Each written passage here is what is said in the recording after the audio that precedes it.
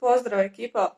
Evo, s obzirom da se Luka dosta voli snimat i stalno vam stavlja neke videe, pa sam odlučila u stvari da čujete i nešto malo od mene.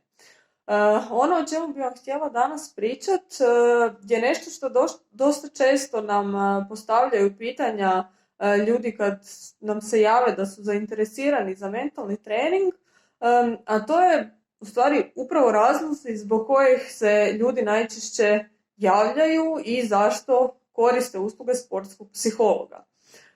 Ono što vam mogu reći je da nema nekog pravila kako, zašto i kada se javiti sportskom psihologu, ali isto tako ono što vam mogu reći je da nije uvijek neki problem razlog zašto ljudi nam dolaze.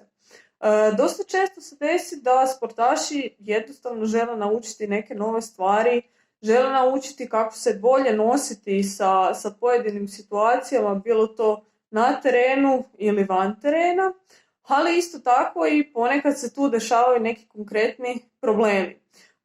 Možda neki najčešći problemi u mlađim kategorijama, to je sa mlađim sportašima, su pojava treme, osobito pred natjecanja. Dosta često nam se desi da nam se roditelji sportaša jave iz razloga što njihove dijete bude jako dobro na treninzima, ima jako dobru tehniku, odlično odrađuje sve zadatke, ali kad dođe utakmica ili natjecanje, oni podbace i u stvari desi se taj neki preveliki strah i preveliki pritisak pred natjecanjem.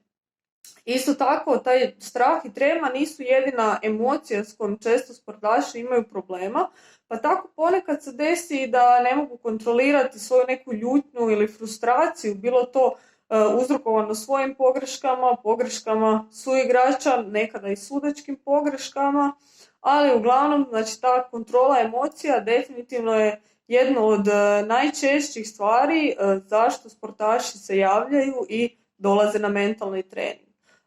Eto, recite nam vi u komentarima šta vi mislite, koje su još neke stvari zašto se sportaši javljaju i šta bi možda vas potaknulo da se javite na mentalni trening. Pozdrav!